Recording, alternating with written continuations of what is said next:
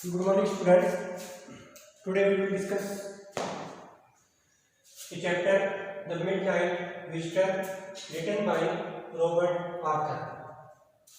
In this story, there are three characters: Fowler, Oswald, and Max. This story revolves around in these three characters: Fowler, Oswald, and Max. Fowler and Oswald are friends. Fowler, that is a writer.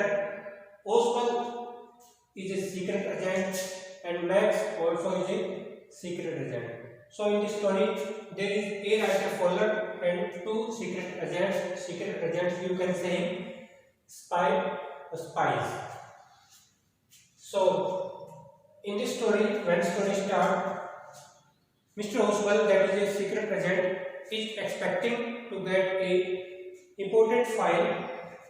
The file is so much important that many men and women can stake their life for that file, and the file is about missiles.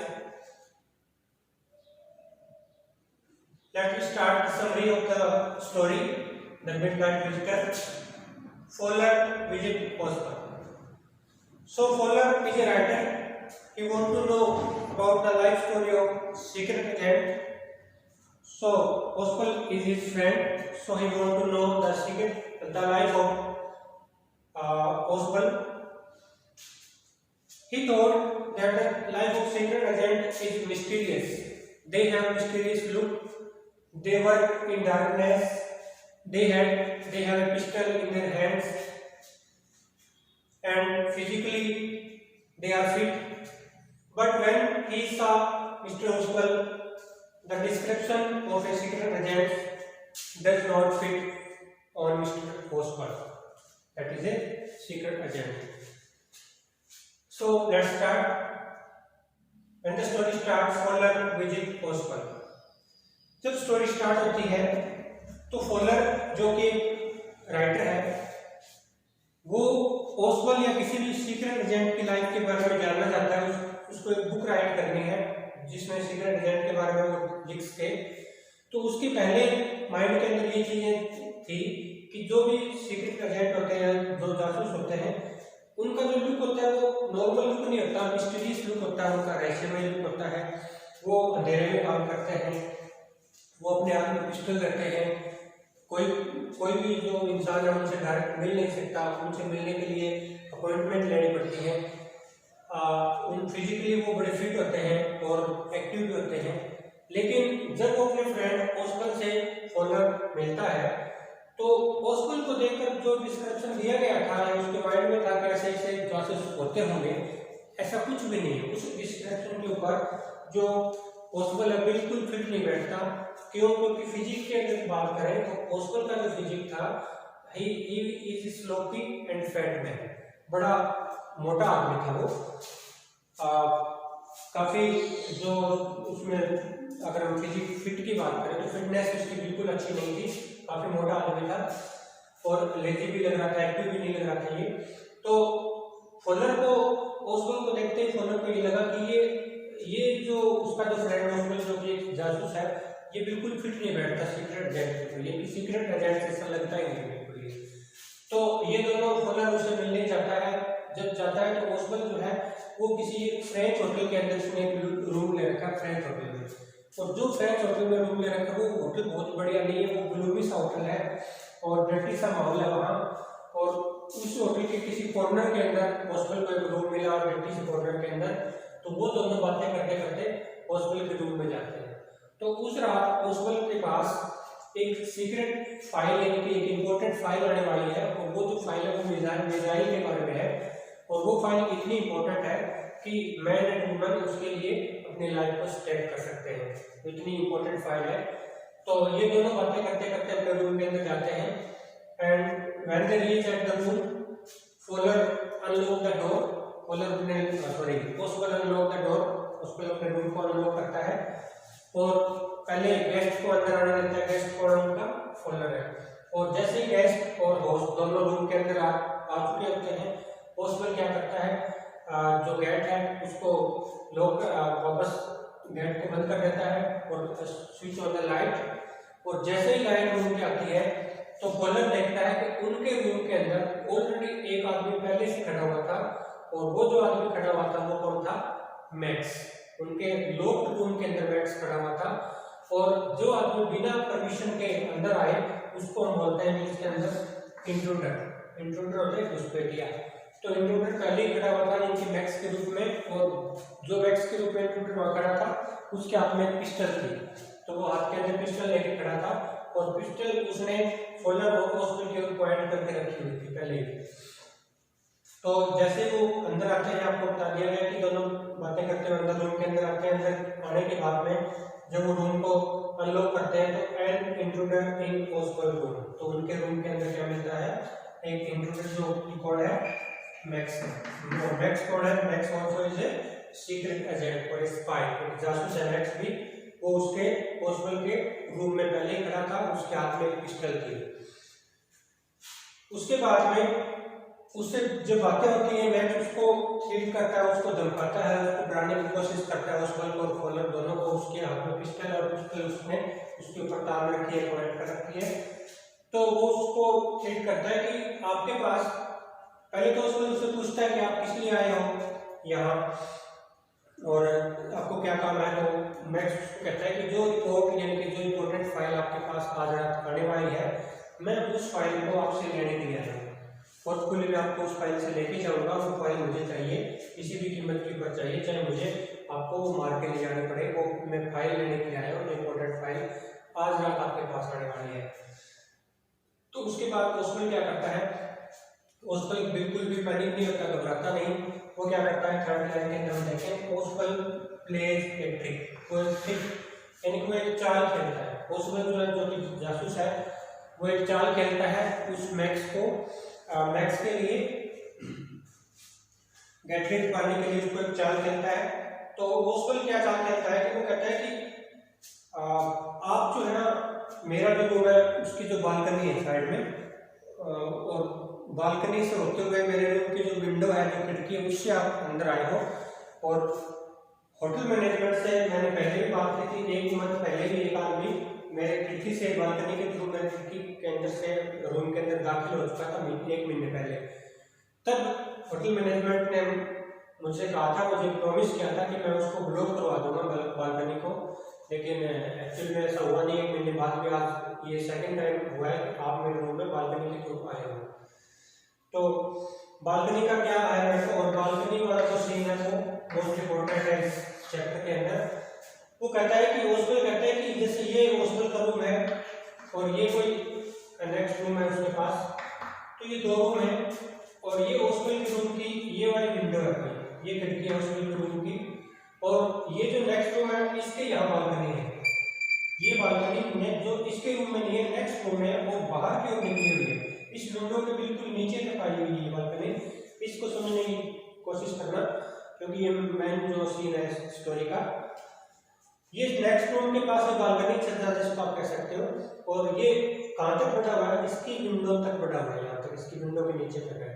और next उसको ये कहता है कि आप जो है इस बालकनी से होते हुए, इस बालकनी से होते हुए आप मेरे रूम में आपने एंटर किया है। तो मैक्स क्या बोलता है कि मैंने बालकनी से आपके रूम में एंटर नहीं किया। ओस्वेल कहता है कि आपने बालकनी से एंटर किया है, और 1 मंथ पहले भी ऐसे ही किसी आदमी ने एंटर किया था। मैंने होटल का जो मैनेजमेंट है उनसे बात की थी, उन्होंने मुझसे प्रॉमिस किया था कि हम इसको ब्लॉक करवा देंगे, खुलवा देंगे, लेकिन उन्होंने अभी तक ऐसा नहीं किया। तो मैक्स कहता है, जो कि सीक्रेट एजेंट है, कि he did not enter through the balcony, he had a pass key, कि मैंने बालकनी से एंटर किया ही, मेरे पास एक क्या थी? एक पास की। पास की क्या होती है? एक डुप्लीकेट चाबी होती है, कि मेरे पास एक पास की थी, डुप्लीकेट चाबी, जिससे मैंने आपके लॉक को अनलॉक किया, उसके बाद मैंने एंटर किया। और अगर मुझे ये पता होता कि यहाँ बालकनी से भी आया जा सकता है, तो मैं बालकनी से ही आता। मुझे यहाँ पास की से दरवाजा अनलॉक करते टाइम जो रिस्क की पॉसिबिलिटी, रिस्क लेने हो सकता है, रिस्क ना लेना पड़ता, इसलिए मैं बालकनी से ही आता, लेकिन मुझे पता नहीं था। और मैं जो आपके रूम में एंटर किया, मैंने बालकनी से नहीं किया, मैंने पास की से आपके डोर को अनलॉक किया है। तो मैक्स अपना रिएक्शन बताता है यहाँ कि मैंने पास से आपने डोर को अनलॉक किया है, उससे आया हूँ। अगर मुझे पता होता है कि बालकनी है तो मैं पास की बड़ा रिस्क लेता है नहीं। उसके तुरंत बाद क्या होता है, जैसे वो दोनों तीनों बातें करते हैं, उसके बाद क्या होता है, फोर्थ जो सीन है उसमें बताया गया कि नॉकिंग एट द डोर, दरवाजे के ऊपर एक नॉक होती है। हॉस्पिटल का जो रूम है जो कि ऑलरेडी क्लोज्ड है, उसके ऊपर एक नॉक होती है। तब मैक्स उससे पूछता है कि हु इज दैट डोर, कि बताओ दरवाजे पर कौन आया। तब उसको कहता है, जैसे कि उसको यहाँ एक ट्रिक प्ले कर रहा है, वो उसको कहता है कि there is a police at the door, कि दरवाजे के ऊपर पुलिस आई है।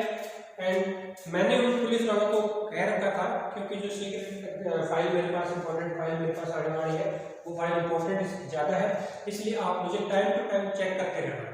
इसलिए वो पुलिस मुझे चेक करने के लिए आई है कि मैं सेफ हूँ कि नहीं अपने रूम में, इसलिए दरवाजे के ऊपर कौन है, पुलिस है। और अब वो उसको कॉल भी करता है हॉस्पिटल मैक्स को कि अब बताओ तुम क्या करोगे, अब तुम्हारा क्या होगा। तो मैक्स उनको एक बार तो थ्रेट करता है, उनको धमकाता है, कॉल करता है। मैक्स उनको कहता है कि आप पुलिस वाले को वापस भेज दो, और अगर आप ऐसा नहीं करोगे तो आई विल शूट यू।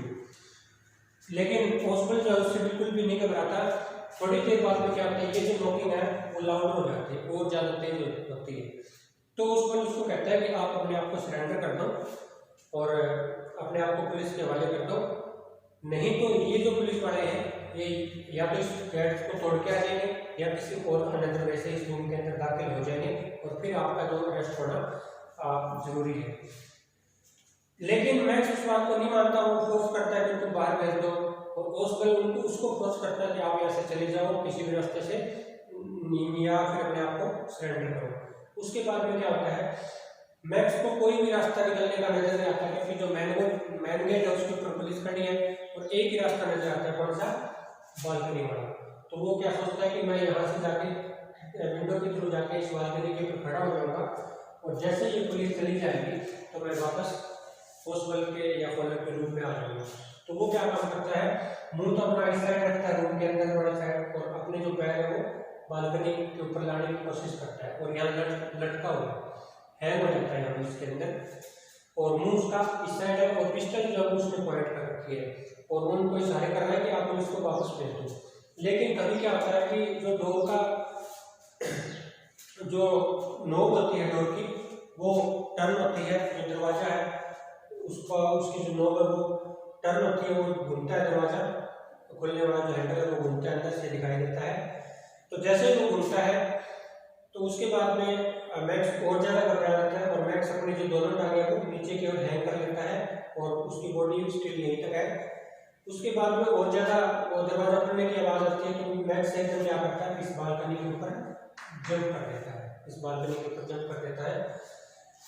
और जैसे वो जंप करता है, एक चीख की सी आवाज़ आती है, एक चीख की सी आवाज़ आती है जैसे वो बालकनी की ओर जंप करता है। उसके बाद क्या होता है, मैन डोर ओपन होता है, लेकिन वहां पर पुलिस नहीं है। There is a waiter with a tray with wine and 2 glasses. Wine waiter होता है, उसका नाम हेनरी होता है, वो वहां आता है रूम के अंदर, उसके पास वाइन है, वाइन की बोतल है और 2 ग्लासेस है एक ट्रे के साथ, और वो उस टेबल के ऊपर रख देता है, और उस बिल को ये कहता है कि सर आपने जो मुझे ऑर्डर दिया था वाइन के लिए, मैं वो वाइन आपके लिए लेके आया हूँ। तो वो टेबल के ऊपर रखे, और जो वेटर हेनरी, उसका नाम हेनरी है, वो चला जाता है और रूम को दोबारा से बंद कर देता है। उसके बाद में वो जो हॉस्पिटल है वो राहत की सांस लेता है, लेकिन फॉलर जो अभी तक हैरान है, फॉलर जो कि कैरेक्टर था वो हैरान है, क्योंकि फॉलर मैक्स को कहता है, सॉरी फॉलर हॉस्पिटल को कहता है कि ये जो वेटर था अपना काम करके चला गया, अब वो जो बालकनी के ऊपर जो मैक्स खड़ा है वो वापस अंदर आ जाएगा, जो मतलब यहाँ होना चाहिए था वो वापस अंदर आ जाएगा, फिर यही जो सीन है वो दोबारा क्रिएट हो जाएगा, हमें उसके पिस्टल के बल के ऊपर वो रिपोर्ट लेने की कोशिश करेगा, डराएगा। लेकिन मैक्स जो ओस्वल है वो उसको कहता है कि अब वो बिल्कुल नहीं आएगा, कभी भी नहीं आएगा। क्यों? क्योंकि वो मर चुका है, मैक्स मीट्स डेथ, क्योंकि मैक्स की जो है वो डेथ हो चुकी है। उसमें फॉलर पूछते हैं कि डेथ उसकी कैसे होगी, वो तो बालकनी के ऊपर खड़ा है। तब उसको ओस्वल कहता है कि देयर इज नो बालकनी है, there is no balcony outside the window.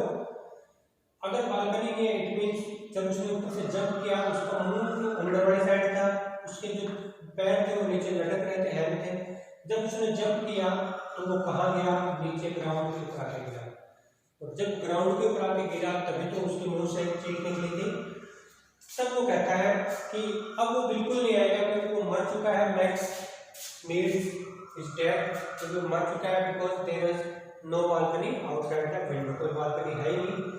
और लास्ट के अंदर जो फॉलोअर है उसके इस इंटेलिजेंस को देखते हुए एकदम चौंक जाता है और उससे इम्प्रेस हो जाता है। तो लास्ट के अंदर फॉलोअर फील्स इम्प्रेस्ड, फॉलोअर उसके इंटेलिजेंस को देखते हुए उसकी ट्रिक को देख के बिल्कुल इम्प्रेस हो जाता है। और जैसा डिस्क्रिप्शन उसने सुना था कि सीक्रेट एजेंट ऐसे होते हैं, ऐसे लोग उनका मिस्टीरियस होता है, ऐसे काम करते हैं, एक्चुअल में उसमें वैसा नहीं था फिजिक रूप में ले लो या किसी भी रूप में, लेकिन उसने अपना काम बड़े अच्छे तरीके से नॉर्मल तरीके से कर दिया विदाउट एनी पैनिक, घबराया नहीं हो, और सब कुछ सारा जो उससे गैजेट भी पा लिया, किसी पड़ेगा उससे गैजेट कैसे पाया, तो ये आपको सीन बताना, छुटकारा कैसे पाया, और लास्ट में जो फॉलोअर है वो उसकी ट्रिक से काफ़ी इम्प्रेस हुआ। तो आई थिंक ये जो स्टोरी है आपको बहुत अच्छी तरह से समझ में आई होगी, और नेक्स्ट जो चैप्टर है वो नेक्स्ट वीडियो के अंदर करेंगे। Thanks and have a nice day.